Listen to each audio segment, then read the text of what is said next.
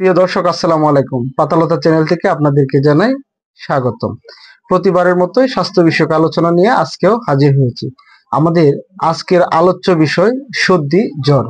এই জ্বর সাধারণত বর্ষাকালেই দেখা দেয়।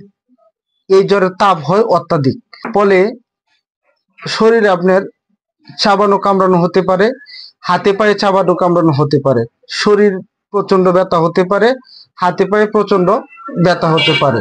এই মতো অবস্থায় করণীয় কি? এই জ্বর সারাতে কি করা উচিত? তবে এই ক্ষেত্রে আমার পরামর্শ হলো, আপনি কেউমূলের রস 1.5 চামচ পরিমাণ নেবেন। এই রসটা নেওয়ার পরে এই রসটা সামান্য গরম করে নেবেন।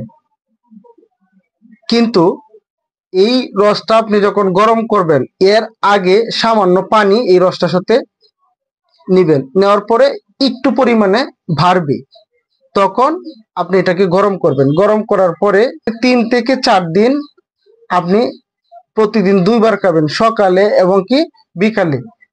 প্রতিদিন 2 বার খাবেন, সকালে বিকালে। ইনশাল্লাহ 3-4 দিন খেলেই আপনার জ্বর সেরে যাবে। বর্ষাকালে জলে ভিজে, শরৎকালে রৌদ্র লাগিয়ে, এমনকি হেমন্তকালে হিম লাগিয়ে আমরা অনেক সময় আমরা জ্বর নিজেরাই তৈরি করে থাকি, আমাদের সচেতনতার অভাবে। এই ক্ষেত্রে আমরা একটা চিকিৎসা করতে পারি, সেটা হলো জব বা গম এর খোসা জেরে ফেলে দিয়ে রান্না করতে হবে। রান্না করার পর এটা আপনার 50 গ্রাম পরিমাণ নিতে হবে।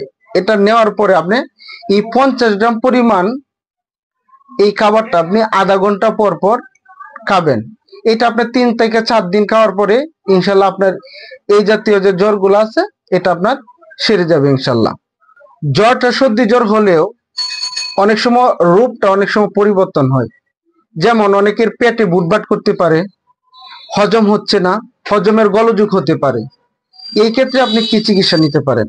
এই ক্ষেত্রে যে চিকিৎসাটা আপনি নেবেন সেটা হলো 30 এর চাল বা বাকল 15 থেকে 20 গ্রাম নেবেন। নেওয়ার পরে 5 কাপ পরিমাণ পানিতে এটাকে সিদ্ধ করবেন। সিদ্ধ করার পরে আন্দাজ করে নেবেন 5 কাপ পানি যখন 4 কাপে চলে আসবে, তখন এটা আপনি নামিয়ে নেবেন। নামিয়ে নেওয়ার পরে এটা আপনি ভালো করে ছেঁকে নেবেন। ছেঁকে নেওয়ার পর আপনি যখন আপনার পিপাসা হয়, যখন পানি পিপাসা হয়, তখন আপনি এই জলটা আপনি তখন পান করবেন। তাছাড়াও দৈনিক যতবার আপনি খাবার খান, তখন আপনি এই খাবারের সাথে এই পানিটুকু আপনি পান করবেন। এভাবে 3-4 দিন করার পর ইনশাল্লাহ আপনার এই জাতীয় জ্বর সেরে যাবে। প্রিয় দর্শক, যদি আমার এই ভিডিওটুকু আপনাদের কাছে একটু ভালো লাগে, একটু উপকারে আসে, তাহলে অবশ্যই দয়া করে আমার ইউটিউব চ্যানেলটাকে সাবস্ক্রাইব করে দিবেন। টিকটক এবং কি ফেসবুক পেজকে ফলো করে দিবেন। ভালো থাকবেন সবসময়। সকলের সুস্বাস্থ্য কামনা করছি। আসসালামু আলাইকুম।